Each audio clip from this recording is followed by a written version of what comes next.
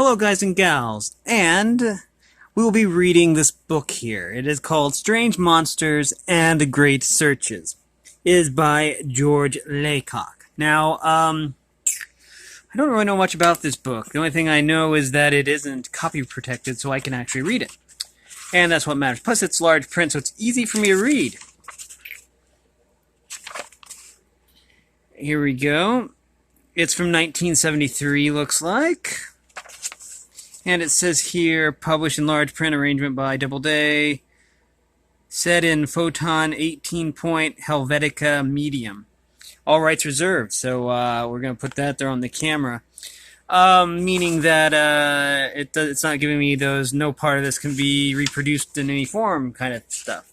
So I went through all my books and looked for books that weren't copy protected. And next book will probably be Fahrenheit 451, I believe. Basically, that is a classic, so I'm pretty sure nobody would mind if I read that. So let's get started. This is chapter. Wait, what chapter is this? It says 1, chapter 1, The Mystery of Loch Ness.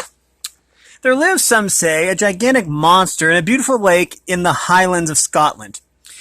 It has come to the surface just often enough to puzzle and frighten people of the region and keep them speculating about the identity of their monster. By now, more than 1,000 people claim to have seen the mysterious serpent, believed to dwell in the depths of Loch Ness. Loch Ness is a beautiful place for a monster to live. The lake, long, narrow, and deep, is flanked by high green hills where dew and fog and frequent rains keep a blanket of lush vegetation dripping with moisture. Clouds pile up in the valley from the high vantage points. Travelers sometimes look down, not only on the loch, but the clouds as well. Does that say? Oh yeah, clouds as well. The centuries have not robbed this magic scene of its sense of loneliness and quiet. Beside the lake stand ancient abandoned castles. Nearby is an age-old monastery, and people living around the lake occupy the land their ancestors held. For 23 miles, Loch Ness stretches across its valley. It connects with the sea through the River Ness. Within the river, a system of navigation locks permit passage of boats from saltwater into fresh, and some say provides opportunity as well for a traveling sea serpent to slip in and out as the mood strikes. It would, of course, not be the only creature to live part of its life in salt water and the rest in fresh. Fish known to move from salt water into freshwater streams for spawning are classified as anadromous or anadromous. The lake is scarcely more than a mile wide, though. Most of its length goes down to a depth of 754 feet. These waters are stained dark brown from draining through beds of peat en route to the lake. One cannot peer more than a few feet into the dim hidden world beneath the surface. Therefore, observers must depend on this serpent to come to the surface, or out on land if they are ever to see it. Many do not believe the Loch Ness monster. They sometimes hint is not in there at all. This, in fact, is what William Brodie, captain of a steam tug operating on the lake, used to think. Humbug, said Captain Brodie. Loch Ness monster, indeed. Then one summer afternoon in 1938, when his tug was pushed along steadily across the fog-shrouded lake, there appeared out of the depths a creature known to all on board. For a short distance, it swam along beside the tugboat. It was long and slender, and humps on its back stuck out of the water, as the humps of a sea serpent are supposed to do. Next, the creature turned on the power, spurting ahead of the boat, and finally dived. A short time later, it appeared again, far out in front, still increasing its lead on the sluggish boat, where Captain Brodie stood wide-eyed on the bridge. The captain had joined the believers. There can, he is quoted as saying, be no doubt of the monster's existence. Others who have been startled by sight of the creature hasten to agree. For example, there was a motorcyclist named Grant who some years ago was speeding along the North Shore Road beside Loch Ness. in the darkness of the night. Suddenly, in the beam of his headlight, there emerged from the woods a creature such as he had never seen before. As he had never before witnessed. Nobody wants to go crashing willy-nilly into a monster, and Mr. Grant maneuvered skillfully to avoid the collision. Just why a sea serpent would cross... Get out of there. Just why a sea serpent should cross the road is one of the big mysteries. To explain it away simply as saying that it wants to get to the other side seems hardly adequate. But the Loch Ness Monster has been reported on other occasions too as coming out of the water to make its way overland for short distances. Mr. Grant reported that as he caught the form of the creature in the light of his cycle, it made 2 bounds and cleared the road, then quickly sloshed back into Loch Ness. There it vanished beneath the foaming surface. It was, he estimated, between 15 and 20 feet long, had a small head, beady eyes, long slender neck, and appeared to be dark and slimy.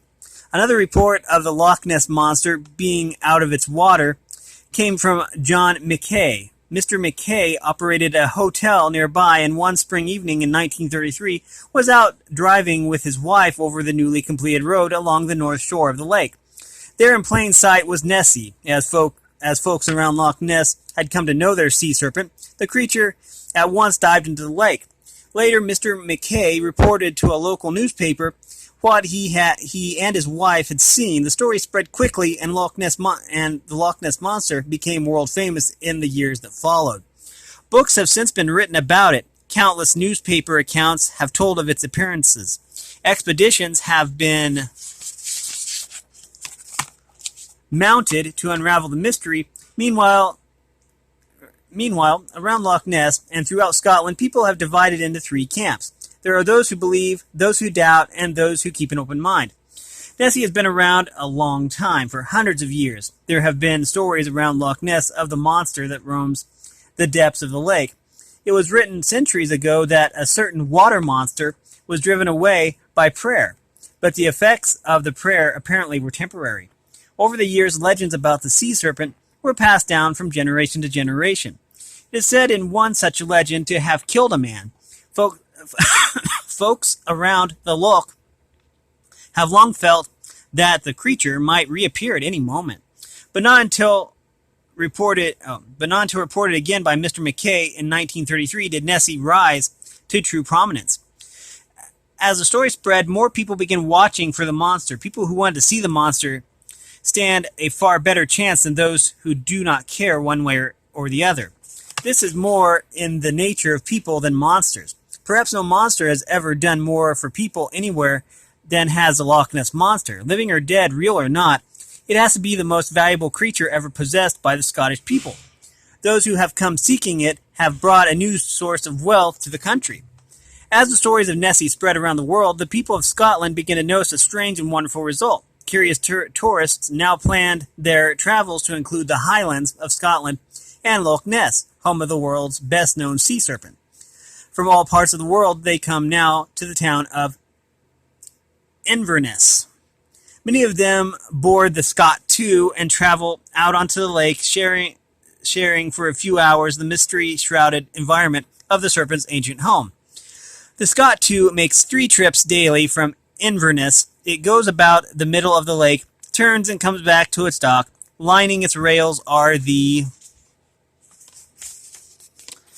curious ones. Many insist that they do not believe the tales of the sea serpent, that they come only because they have for so long wanted to see the Highlands and hear the strains of the bagpipes moaning with the winds. But instead of looking up to the hills, their eyes are often are turned down upon the dark waters of Loch Ness. Cameras hang from their necks, binoculars are ready in their hands. There are the ones who do not know quite what to believe. What did John Mackay really see?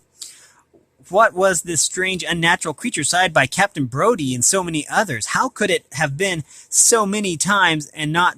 How can it be seen so many times and not be there? Surely there is a possibility that all the people living around the lake, the ones who insist there has to be something out there, may be right, and so the visitors hopefully study the rippling waters of Loch Ness.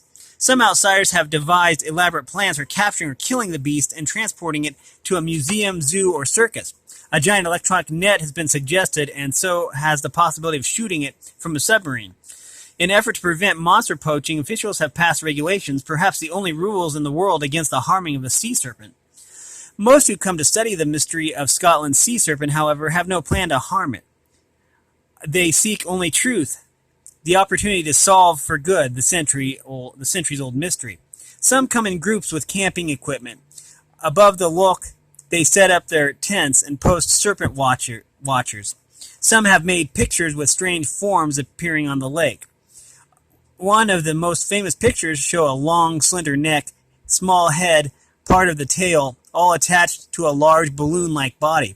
Perhaps no one has studied the Loch Ness Monster more than Tim Dinsdale. Perhaps no one has studied the Loch Ness Monster more than Tim Dinsdale has. For long days and weeks, he wandered the shores of Loch Ness. He carried cameras and binoculars and possessed a grim determination to prove that the monster does exist.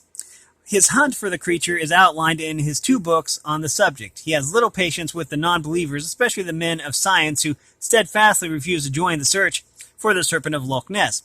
Dinsdale says they simply ignore the facts. The case for the sea serpent in Loch Ness is strengthened, according to fans of Nessie, by the appearance of similar creatures in other parts of the world. For example, there is a monster of Lake Okanagan, British Columbia, in West Canada. This lake in some ways resembles Loch Ness, long, narrow, and almost as deep, with cold water and a good population of fish. There have also been frequent reports of a monstrous serpent living in Lake Manitoba in central Canada. Perhaps if science would apply its efforts to the search of the Loch Ness Monster, the mystery might be solved.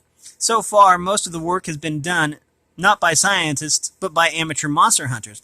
Most of the serious work has been coordinated by the Loch Ness Phenomena Investigation Bureau Limited.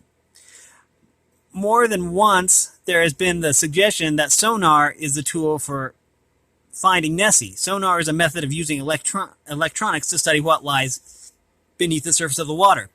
It was developed during World War II for tracking submarines. Electric impulses are sent into the water, converted to sound waves, then travel through the water, spreading out into a broad cone as they leave the source. When one of these waves strikes any obstacle underwater, the impulses bounce back like an echo to be measured by the instrument that sent it. The length of time taken for it to return tells the depth of the object. The bottom of the lake will reflect the sound, but so will obstacles appearing between the surface and the lake bottom. In addition, the sonar reveals the depth, size, and movement of whatever is down there. In 1968, a scientific party moved in on Nessie with electronic locators. In due time, the results were published in the New Scientist, a respected British scientific journal. Engineers in a research team from the University of Birmingham set up their equipment on the shore of Loch Ness. There, as the impulses traveled through the cold depths of Loch Ness, engineer D. Gordon Tucker carefully studied the screen of the sonar outfit. Flickering signals began to echo to the machine. Together they told Tucker a fascinating story and opened up a new possibility. There was, as the folks around Loch Ness had long insisted, something down there, and plainly it was not a wee monster. For 13 minutes, 2 large objects had their images reflected as the signals were photographed on movie film. One was about 164 feet long and another somewhat smaller. Did the image of these monsters move on the screen? Definitely. Their speed was about 17 miles an hour, and they dived at a rate of 450 feet per minute. After these observations, the research team quickly consulted with biologists who know the common fish of Loch Ness. Could a school of fish have caused that kind of signal? The answer was not likely. And this, to many observers, was new evidence that Nessie might, after all, be real. But if the Loch Ness Monster does live, what in the world could it be? Investigators over the years have advanced two favored explanations. Some say it is the larva of a giant eel. Others insist that Nessie must be one of an ancient group of reptiles known as a plesiosaurs. Sorry. One thing wrong with this theory is that plesiosaurs are believed to have become extinct 70 million years ago. Perhaps it is just as well that we do not know. Perhaps it is just as well that we do not yet know for certain whether or not Loch Ness has a real monster. Those who claim Nessie belongs to the plesiosaurs might point out that science has been surprised before when they found extinct creatures still alive. The best known example is the coelacanth.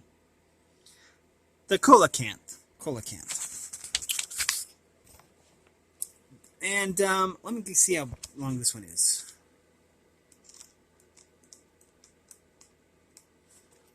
I don't know if we have time to read this one. I think that we are going to leave it here. This is probably going to be a short episode, and I apologize for that. But we will be picking this up at a later date. Let me find a bookmark here. I don't think I have a bookmark. Okay. Anyways, I'll find the page again. We have been reading from Strange Monsters and Great Searches. This was Chapter 1 about the Loch Ness Monster. So, if you like this content, make sure you like and subscribe and ring the bell so you know when I upload. And if you want to support me in any way, all that information will be in the description below. As always, thanks for watching, everyone, and have a great day.